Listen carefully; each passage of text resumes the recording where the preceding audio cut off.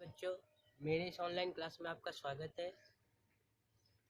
मैं आप लोगों के सामने रिवीजन को लेकर उपस्थित हुआ हूँ, पीटी 9 को ध्यान में रखकर।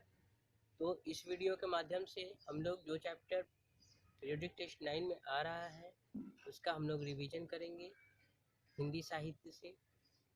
जैसा कि आप लोग जानते हैं कि चैप्टर नंबर 14 और 15 ये दो चैप्टर जो है इस पीरियोडिक टेस्ट में आ रहा है, तो हम लोग इसी का रिवीजन करेंगे ऑब्जेक्टिव टाइप क्वेश्चन का। तो चलिए क्लास को स्टार्ट करते हैं।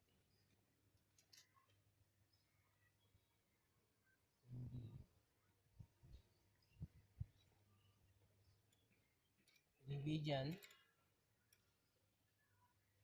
फॉर पीटी पीरियोडिक टेस्ट का रिवीजन करेंगे। कौन कौन से चैप्टर का? चैप्टर 14 एंड 15 का। ठीक है, अब हम लोग इसमें क्या करेंगे, तो हम लोग जो है चैप्टर 14 और 15 का रिवीजन करेंगे। चैप्टर 14 15 का तो क्वेश्चन क्या रहेगा, तो क्वेश्चन जो है वो क्या रहेगा, तो वस्तुनिष्ठ प्रश्न, मतलब एमसीक्यू टाइप का रहेगा। वस्तुनिष्ठ प्रश्न, वस्तुनिष्ठ प्रश्न रहेगा। इसमें रहेगा एमसीक्यू। एमसीक्यू का मतलब क्या होता है? मल्टीपल चॉइस क्वेश्चन, मतलब एक क्वेश्चन का बहुत सारा ऑप्शन रहेगा तो उसका आंसर देना। चलिए क्वेश्चन नंबर लिखते हैं। तो क्वेश्चन नंबर 1 क्या है? क्वेश्चन नंबर पहले चैप्टर 14 से हम लोग रिवीजन करते हैं। चैप्टर 14 में चैप्टर का जो नाम है वो है अमन का शहर भ्रमण। तो यहाँ पर पहला क्वेश्चन लिखते हैं कि अमन कहाँ रहता है, ये पहला क्वेश्चन है। ऑप्शन लिखते हैं, ऑप्शन लिखेंगे, ऑप्शन लिखेंगे। ऑप्शन नंबर 1 रोमन में लिखेंगे, लिखेंगे शहर में। अमन कहाँ रहता है? शहर। ठीक है। दूसरा है हॉस्टल या गांव लिखेंगे, गांव लिख सकते हैं। तीसरा ऑप्शन जो है वह है दिल्ली, मामा जी के यहाँ, मामा जी के यहाँ। ठीक है, ये 3 ऑप्शन है। क्वेश्चन नंबर 2, क्वेश्चन नंबर 2 अमन के पिताजी, अमन के पिताजी क्या, अमन के पिताजी क्या काम करते हैं, क्या काम करते हैं? पहला ऑप्शन होगा खेती, दूसरा ऑप्शन होगा व्यापार, तीसरा ऑप्शन होगा नौकरी, नौकरी। क्वेश्चन नंबर 3 जो है अमन के मामा जी कहाँ रहते हैं? पहला, अमन के मामा जी कहाँ रहते हैं? पहला ऑप्शन होगा गांव में, दूसरा दिल्ली, तीसरा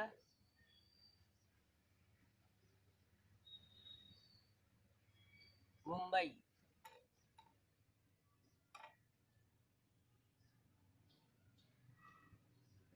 मुंबई में।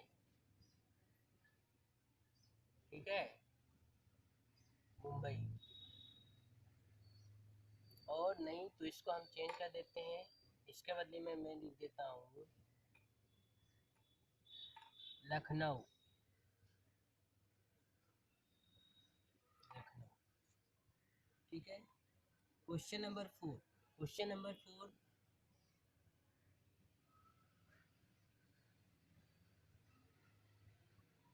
क्वेश्चन नंबर 4 है लाल बत्ती, लाल बत्ती हमें क्या संकेत देती है। ऑप्शन नंबर 1 है रुकने का, रुकने का। ऑप्शन नंबर 2 है जाने का, जाने का। ऑप्शन नंबर 3 है तैयार होने का, तैयार होने का। तो जैसा कि आप देख रहे हैं कि मैंने 4 प्रश्न लिखा है। पहला प्रश्न है अमन कहाँ रहता है, तो पहला है शहर, गांव, मामा जी के यहाँ। तो क्या आंसर होगा, गांव में रहता है, तो गांव में टिक लगाएंगे, ये आंसर सही होगा। दूसरा प्रश्न है अमन के पिताजी क्या काम करते हैं, तो हम लोग पढ़े हैं अमन के पिताजी खेती बाड़ी का काम करते हैं। क्या काम करते हैं, खेती बाड़ी का। तो खेती बाड़ी का काम करते हैं, तो खेती में ठीक वो किसान है वो, इसलिए खेती बाड़ी काम करते हैं। अमन के मामा जी कहाँ रहते हैं, गांव में, दिल्ली में, लखनऊ में, तो दिल्ली में रहते हैं। ठीक है। इसके बाद लाल बत्ती हमें क्या संकेत देती है, रुकने का, जाने का या तैयार होने का। तो मैंने पढ़ाया है इस चैप्टर में, रुकने का संकेत देती है। तो क्या सही उत्तर होगा, रुकने का। इस पे टिक लगाएंगे। ठीक है। तो ये हो गया एमसीक्यू टाइप। और कुछ क्वेश्चन लिखते हैं। ये 4 प्रश्न हो गया, और क्वेश्चन लिखते हैं।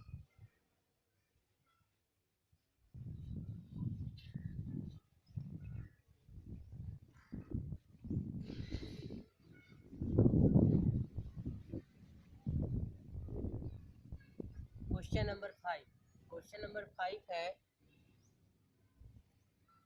तैयार होने का संकेत, तैयार होने का संकेत हमें कौन सी बत्ती, कौन सी बत्ती देती है, कौन सी बत्ती देती है। ठीक है। तो देखिए, तो मैंने बता दिया। अब मैं इसमें एक एक उत्तर लिखूंगा, यहाँ पर आंसर लिखना है। ठीक है, यहाँ पर आंसर लिखेंगे। इसलिए मैंने आंसर के लिए यहाँ छोड़ दिया है। प्रश्न संख्या 3 है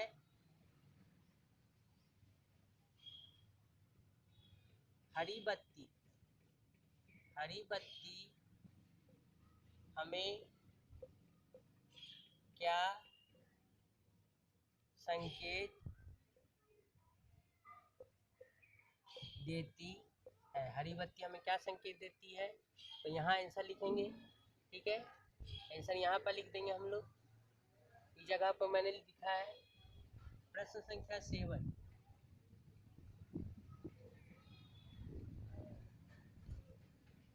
सड़क पर बनी, सड़क, सड़क पर बनी काली सफेद धारियों को क्या कहते हैं, ये प्रश्न है। उत्तर यहाँ लिखेंगे। प्रश्न संख्या 8, प्रश्न संख्या 8 है अमन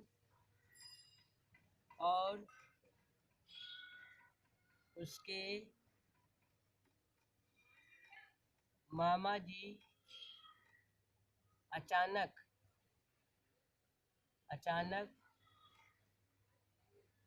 कहाँ, अचानक से कहाँ रुक गए। तो मैंने ये भी और 4 प्रश्न लिखा है।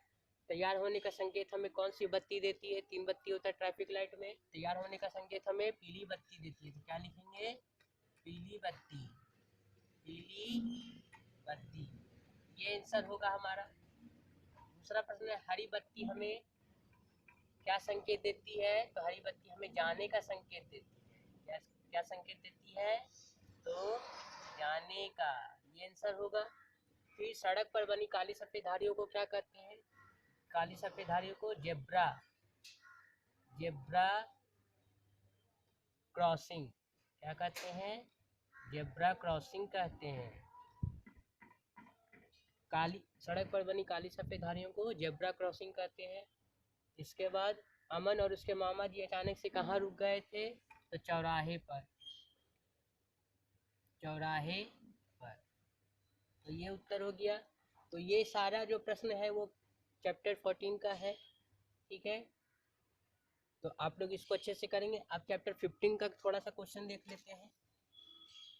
चैप्टर 15 का क्वेश्चन देखते हैं हम लोग।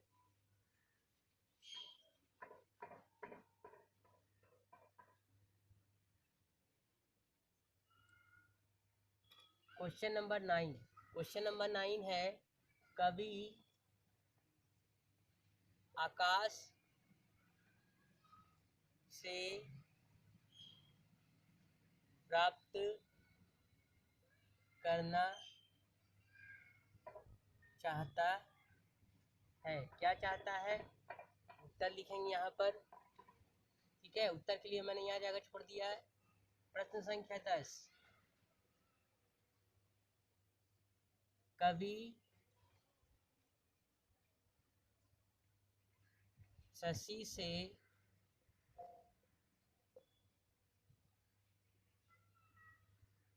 प्राप्त करना चाहता है। क्या प्राप्त करना चाहता है? तो हम लोग उत्तर लिखेंगे, क्या प्राप्त करना चाहता, तो यहाँ उत्तर लिखेंगे। प्रश्न संख्या 11 है, सहने की शक्ति, सहने की शक्ति कभी प्राप्त करना चाहता है। किससे चाहता है? तो यहाँ उत्तर लिखेंगे। फिर क्वेश्चन नंबर 12 लिखेंगे, कभी किसके समान, किसके समान लहराना, लहराना चाहता है। क्या उत्तर लिखेंगे? यहाँ उत्तर लिखेंगे। तो पहला है प्रश्न संख्या 9, कभी आकाश से प्राप्त करना चाहता है। क्या प्राप्त करना चाहता है? तो उत्तर होगा निर्मलता, निर्मलता प्राप्त करना चाहता है। दूसरा प्रश्न, कभी शशि से क्या प्राप्त करना चाहता है? तो शीतलता, तो शीतलता लिखेंगे, शीतलता प्राप्त करना चाहता है। इसके बाद सहने की शक्ति कभी प्राप्त करना चाहता है। किससे चाहता है? तो धरती से, तो धरती लिखेंगे, धरती से, ये उत्तर होगा। फिर कभी किसके समान लहराना चाहता है? तो सागर, क्या आंसर होगा? सागर। कभी आकाश से प्राप्त करना चाहता है निर्मलता, कभी शशि से प्राप्त करना चाहता है शीतलता, शीतलता मतलब ठंडापन। सहने की शक्ति कभी किससे प्राप्त करना चाहता है? तो कभी सहने की शक्ति कभी प्राप्त करना चाहता है धरती से, धरती हो गया उत्तर, ये धरती उत्तर हो गया। आखिरी प्रश्न है, कभी किसके समान लहराना चाहता है? तो सागर के समान लहराना चाहता है कभी, तो ये प्रश्न का उत्तर हो गया सागर। तो इसी टाइप का जो है क्वेश्चन चैप्टर 14 और 15 से आपके पीरियोडिक टेस्ट में आएगा। आप लोग इस चैप्टर को अच्छे से पढ़ेंगे, ठीक है। एक दो प्रश्न और मैं लिखता हूँ, एक दो प्रश्न मैं और लिख देता हूँ।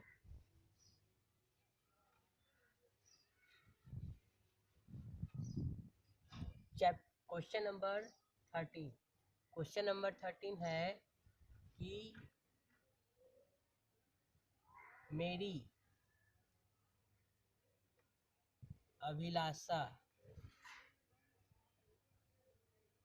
कविता, मेरी अभिलाषा कविता के कवि कौन है, कौन है? उत्तर यहाँ लिखेंगे तो क्या उत्तर होगा? तो उत्तर होगा द्वारिका प्रसाद माहेश्वरी। क्या लिखेंगे आंसर? द्वारिका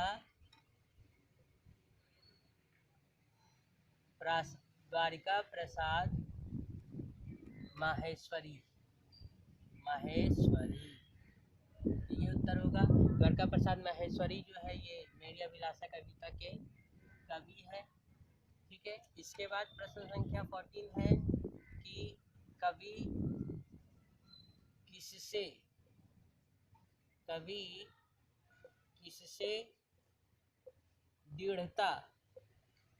किससे दृढ़ता प्राप्त करना चाहता